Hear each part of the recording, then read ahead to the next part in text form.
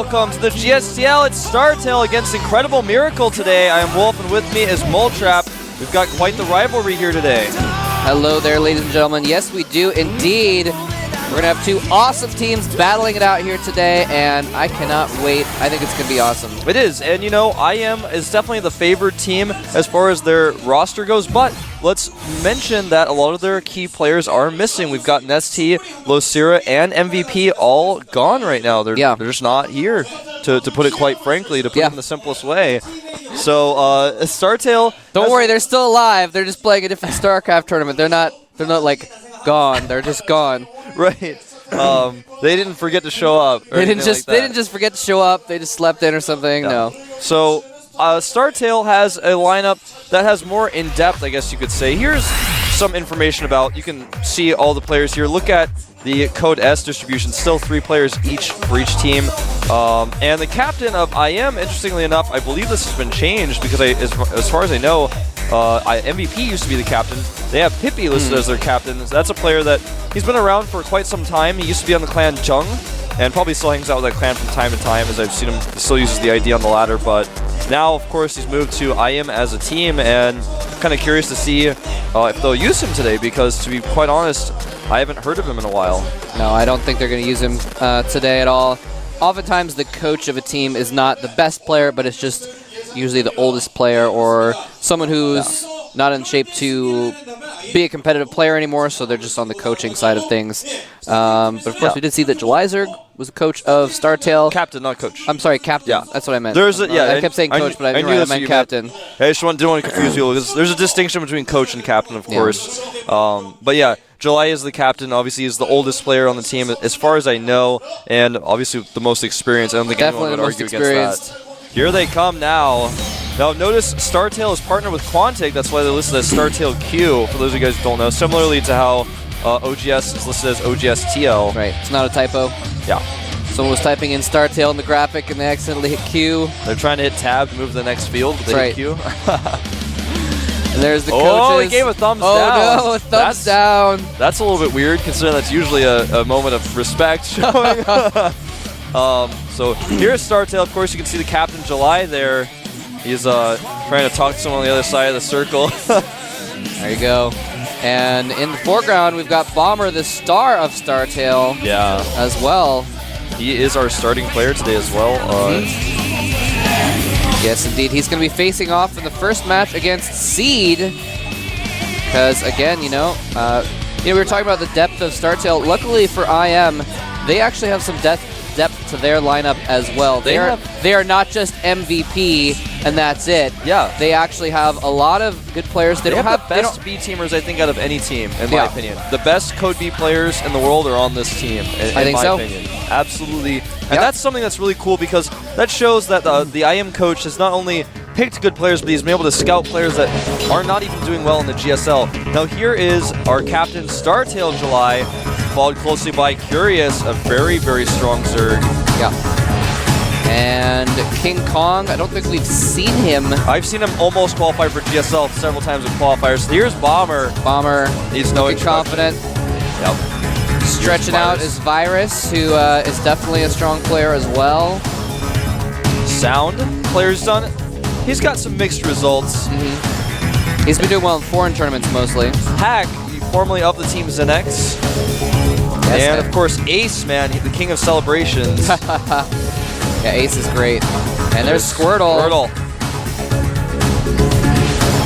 And Tiger, I don't think we've seen him yet either. He came out actually, he started against FXOpen last season. Oh, that's right.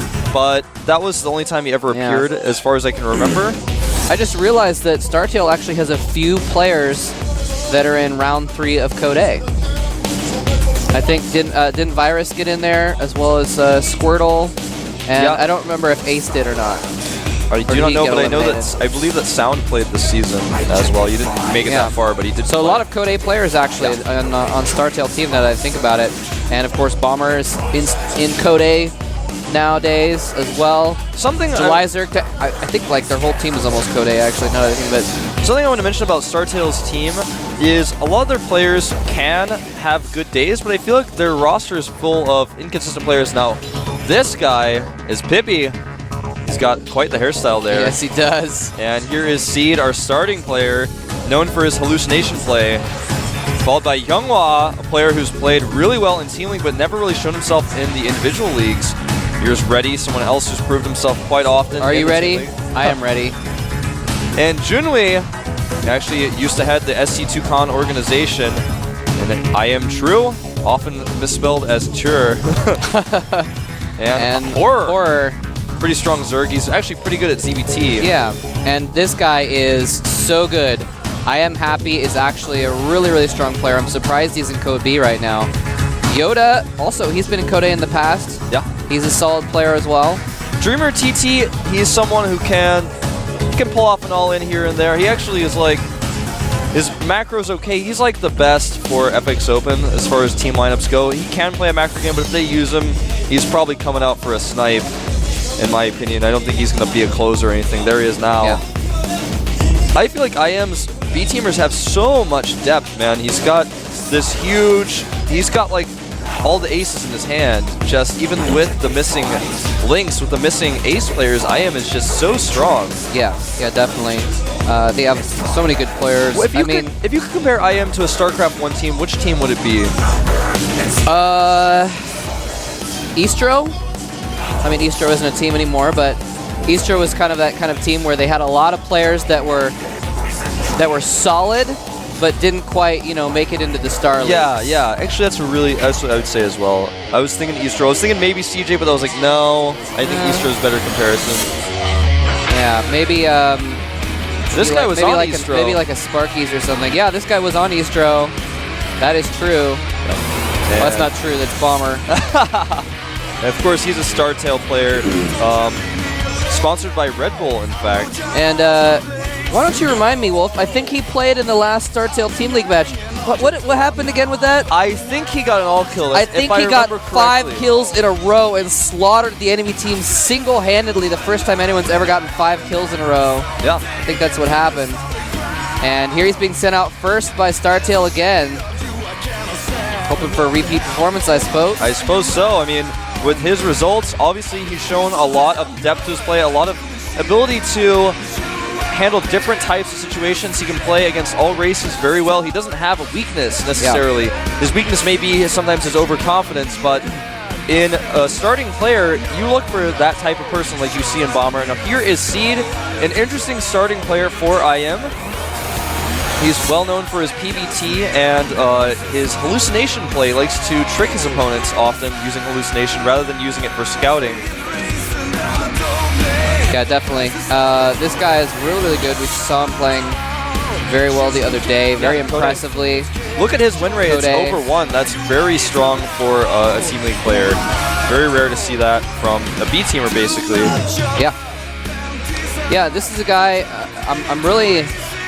I'm almost surprised. We were talking about this on Code A the other day, but I'm surprised that he hasn't shown more results in the individual leagues thus far, because he has shown such potential in the team leagues. Yeah, absolutely. He shows a lot of intelligence to his play. He's not the type of player who I feel like knows the transitions through the mid to late game perfectly, knows when to engage and things like that, but his decision-making and his strategy, I feel, are really smart. I love his pose there, too. Look at him with his arms folded. Looks like he's meditating, man. It's true. He's like... He's reaching his mind out into the computer. He doesn't actually need to interact with the keyboard and mouse. He's like, I'm just going to do this with my mind. He's like a chess player, man. Looking at the board, planning his moves 7 steps ahead, 15 steps down the line. That's what he looks like. It's going to be tough for him to take down Bomber here, but he has been preparing.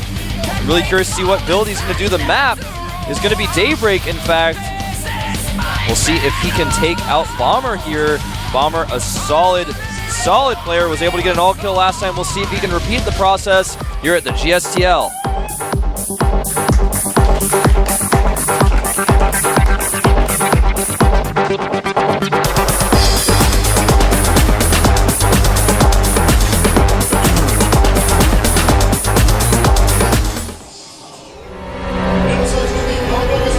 All right, up here at the top right-hand corner of the map, he got an all-kill against the last team he played. Started! Bomber! He is Bomber. There he is. He looks nice and comfy and warm in his booth. He's got, I just realized that's a Red Bull sip, like a Viking thermos type thing. It's not an actual can. And down here at the bottom left is his opponent, who did very well in Code A the other day. He is. I am Sinner. I feel like just coming off a win against Boxer. Yeah, that was who he defeated.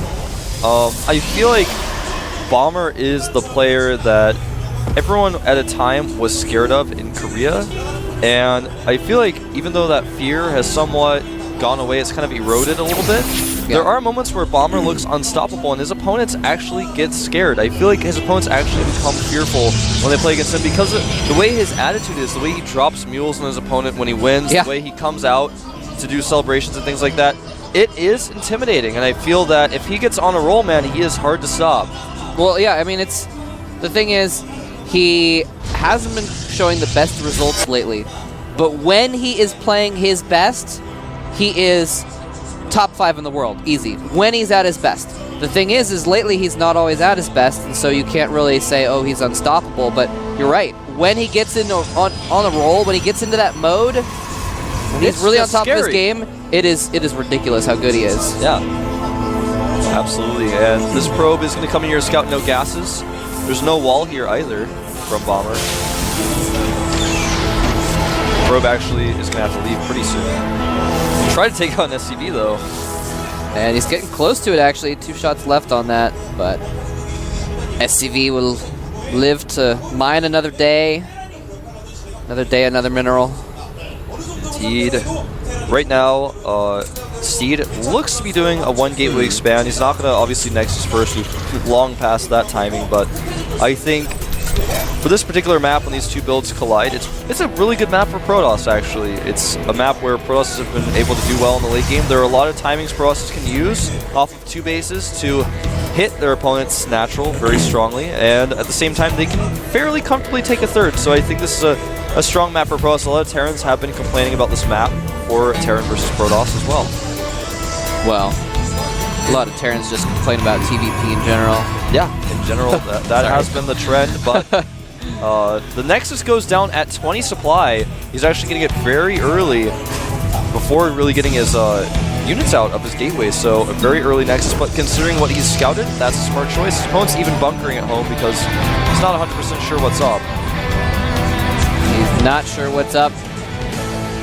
But yeah, a second command center now going down in the main, and this is really cool. Bomber, if I remember correctly, I mean, some people remember different people doing this, but Bomber was one of the first people to start doing early 3rd command centers, and I saw him do it versus Zerg first. Yeah, I hadn't seen him do it versus Protoss until recently, but this is just a really cool thing that, you know, you got to credit Bomber for actually kind of pioneering this thought process. Yeah, he definitely was one of the first. Ooh. And the 3rd Nexus very quickly. Seed taking a page out of Harding's book. 3 Nexus, 1 gate. Wow. I like how he sent that stalker over there to see if there was an SCV or a Marine at that 3rd first, so he didn't reveal it. That was very cool. Very cool. But very yeah, smart. we saw an absolutely awesome game where Parting did this strat the other day, like you said.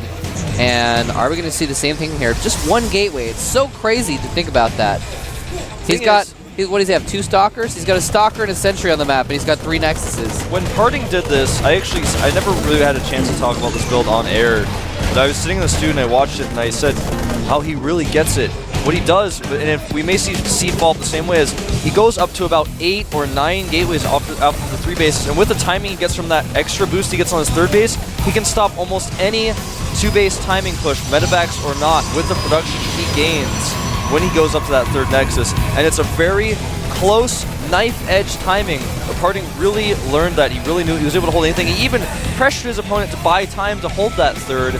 He's got such a good understanding, and I wonder if we're going to see Seed do the same thing here. He is taking now his 3rd gas. What scouting has Seed made on Bomber? Like, what has he seen of Bomber? Has he seen the... He hasn't seen anything. He has no idea about the 3rd command center. Oh, this is crazy. I mean, like, he's playing a little bit blind. Like, if this is working out really well, it's looking like a real genius play, but if you think about it, it's really risky to do this too, because he has no units. If Bomber was going for any kind of aggressive strategy, he would be really in trouble. Yeah, he does have the watchtower. Well, he had So- it just until I said that, but I think it's smart considering what he's seen because he knows there's going to be no fast stim attack or anything like that. But, you know, Bomber, on the other hand, is playing perhaps even more blindly here. He does have 2 bunkers, which is fairly safe, but he has nothing to deal with the 3rd Nexus. The worker count right now, 48 probes or 43 SCVs, but with 3 orbitals, you can basically add 6 SCVs per orbital with perfect fuel drops. And we're going to see this very same pressure move from Seed that we see from Parting, except he's not doing it with as many gateways. He's teching as he does this. Going up to 5 gateways, the Twilight Council is done. He's going to trap some Marines here. Well, gets an SCV building the 3rd bunker, gets a Marine, and backs off. And we saw he put down a forward pylon. He was thinking about putting on more pressure, but he's decided not to, and instead he's going for a very quick Templar Archives. Yeah. 6th gateway has started. So, upon scouting his opponent's defensive posture, he has decided to tech rather than power up. Yeah, Bomber has 5 bunkers. He's building a 3rd, 4th, and 5th bunker. He is really afraid of a push here. And what did he scout all the gateways?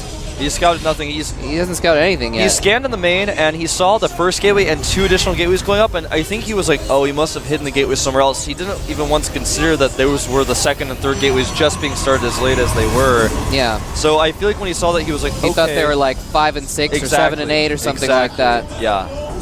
Now, Storm is being researched very quickly. 9 minutes and 45 seconds Storm research as the first forge comes out. This is crazy. And I mean, I think Seed might also be playing the player instead of the game in a way. He knows that Bomber's going to want to go for a macro style that's more his typical style, and it's more the style for this map as well, so that may be why he decided to go for these. He's like, all right, well, Terrans these days are going for a quick expand on this map. There's no reason not to quick expand on this map. I'm going to quick double expand. Yeah. It was quite the sneaky double expand. Bomber is just still not aware of this. He's about to land his 3rd command center. He's taking the forward location rather than taking the bottom right location. And I think that's actually a good choice for this map, because now he can very safely secure a 4th base at that location on the right and hold the center.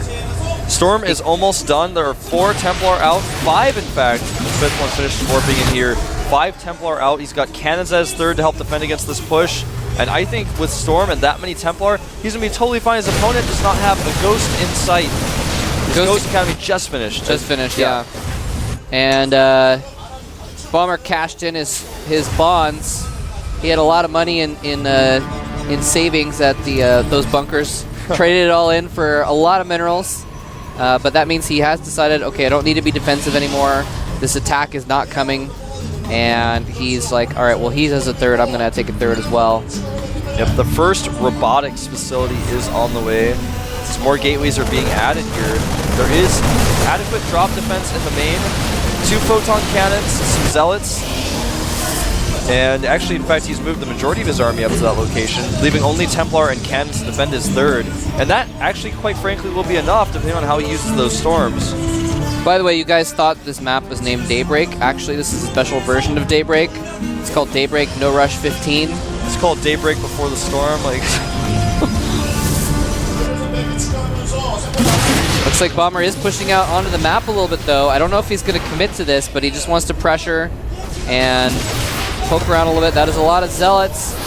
Oh, some nice force fields go off. Only traps a few units, though. Oh, wow. He actually gets away with only losing 1 zealot. Better trade than I thought. Oh, he's going to commit to a Nexus here. This is the bravest little Seed I have ever seen. Whoa, he does have 4 or 5 storms, though, in those Templar, because they have Storm and they've been saving up energy.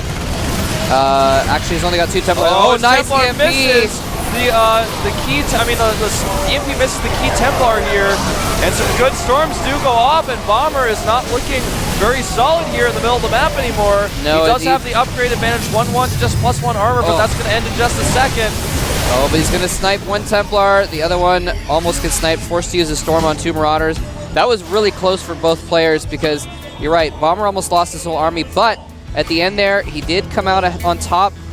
But Seed was so close to losing all those sentries. I'm actually a little bit surprised Bomber didn't be a little bit more aggressive on that.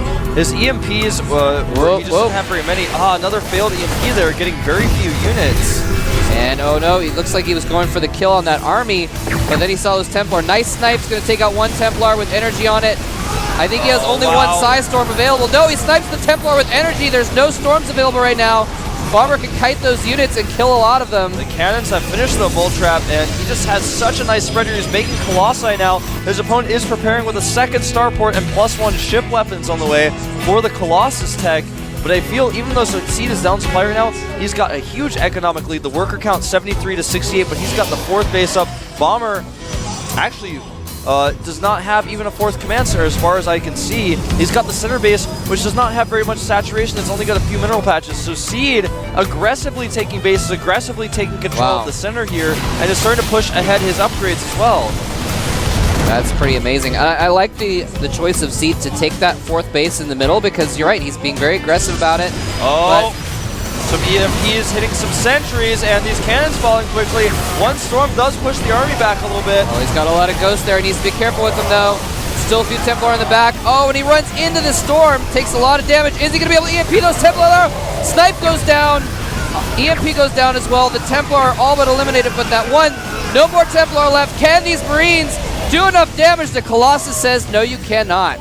Yeah, the Colossus and the key cannon with only 2 kills, but adding in some very key DPS. Bomber's macro seems unstoppable, though, despite the fact that he's down a base and he continues to lose units. He's trading efficiently. The supply is 154 to 121 right now. There is a Warp Prism out on the map. He's going to try to perhaps do some Zealot harassment in the main base because Bomber's keeping the majority of his forces kind of out in the center. But Bomber needs to take a 4th base fairly soon, or Seed will eventually catch up with them inevitably. Yeah, that's definitely correct. Now, by the way, we did see Bomber scan the Colossus tech earlier, and so he immediately started Viking production. So even though there's a couple Colossi out now, the Vikings are in sufficient number to deal with that effectively. Oh, but maybe not the storms at the same time. Well, Templar running in. Nice storm on the middle of those Marines. Yeah, hitting some of the Vikings as well. StarTale, though, looking very pleased with how this engagement is going. Bomber and dropping the mules. Banner Mule dropping down already. He just is not able to get an army up at any point, even though his economy is consistently better than Bomber's. He does not have the army he needs. In fact, he doesn't have enough energy for any storms. These cannons aren't going to last very long against that Marauder firepower. And there's a couple ghosts going in to lead the charge, try and get some EPs as well. And they actually just die fruitlessly, but the cannons are not going to be enough. There's only one there now. Nice storms are going to force him back temporarily, but the Colossus is dead now. All that remains is some Zealots and some empty Templar.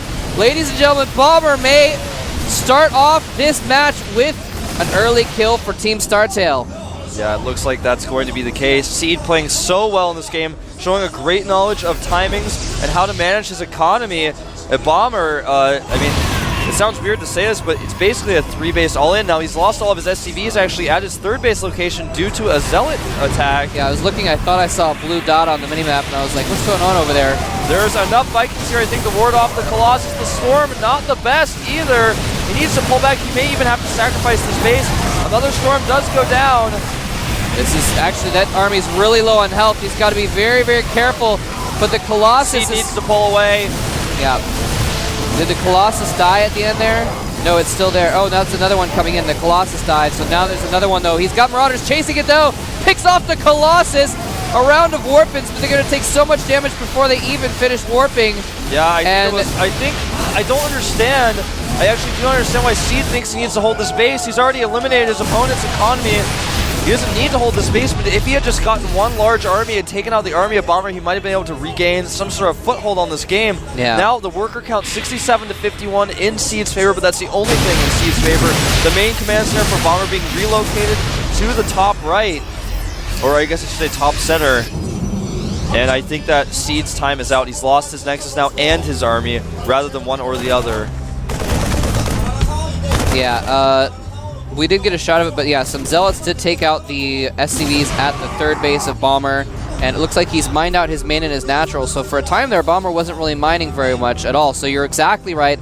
If Seed had sacrificed that base, said, okay, well, I'm still mining my natural, I'm just going to out-economy you at this point, because I've taken out your economy, he would have been able to do fine.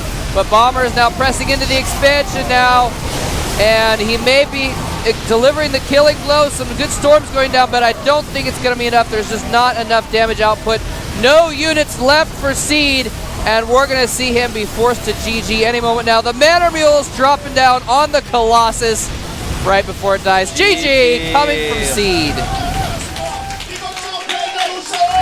Bomber takes the game. Give him a finger wag. The finger wag. No tip of the hat for the Incredible Miracle team. This is a scary start for IM to lose the Bomber here. Yeah. I feel that Seed actually had a grasp on that game, especially with the Zealot harassment. In fact, I won't even go as far as say that Seed should have won that game, but he did not remain calm, cool, and collected, whereas Bomber just continued to basically do like a 3-base all-in. I mean, it sounds weird to say, but he just rallied units across. He never had any intention to make another command center.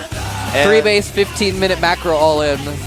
He just rallied units across the map until his opponent died, and Seed did not react accordingly. He killed all the SVs at the third. He may have thought that was a fourth instead of a third. I don't know if he was able to check the third base of Bomber, but he should have known, I don't need this base actually right at this moment. Yeah. If he can win one decisive battle, then he can take that base out. Then he can retake his third and perhaps even take the center of the map again. But losing his army there, warping in Zealots to die, warping in Zealots into the front of the army was just something that quite obviously did not work out for him. Just was not. His units died and Bomber just rallied across the map, and it's a snowball effect. In this matchup, if you lose one way or another in a battle, you're going to slowly, the tide will turn if you try to hold your Nexus. You have to either get your army back up, sacrifice the Nexus, or you have to have a better army than your opponent significantly and hold the Nexus. Or another thing to do, which he actually did do, was the counterattack. Put counter pressure on. That's often the best way to get pressure off of your own base if you're pinned in, is to sneak around the side and put pressure back on their base by doing a drop or something like that. So that was a really good idea, but Bomber just didn't care. He just didn't care. He's like, it's all right, I'll drop a mule and I'll still send a bunch of units towards your base. Yeah, and he even, I mean, with the Zealots that he warped in there, he wasn't warping in them at home, That's true. So that helped Bomber's attack be more successful. And that kind of thing I really feel was the reason why he should have sacrificed the third. It's hard to lose 2 next in a row, but anyways, let's see who IM is going to pick next. Yeah, they're going to have to pick their sniper very carefully because they need to stop Bomber now with a lot of their players gone, and I think that's Happy. Yeah. That's Happy, yeah. Yep, it is. There you go. I am happy. I am happy to be here. Me too. Bomber doesn't look too happy about that, but he actually also just doesn't care. Happy has He's such a confident guy. Some good TVT actually in the past. So we'll see what ends up happening here in this particular match. I'm more interested in the map pick now because Happy definitely can take this one. I do not know what his plan's going to be. I don't either. But this guy is really good. He is super, super good. I think our graphic earlier said he was in Code B, but maybe I just read it wrong. But he's actually been doing extremely well in Code S. Yeah. And I do not have any information about his map yet. You guys just might have to wait. We'll figure it out soon enough, don't worry. I'm really curious, though, if he's chosen a map like Metropolis or Cloud Kingdom. I'm really excited about that because Bomber's style of TVT is a little bit unpredictable. So I feel like if Happy's like, I can beat him no matter what he does, that is a bold move, and that might be an exciting game. Yeah. I'm a little bit puzzled by this choice, to be honest. I'll talk a little bit more about why after a quick break, though. We are going to take a break to let Happy set up his gear. Don't go anywhere. We'll be right back with the GSTL.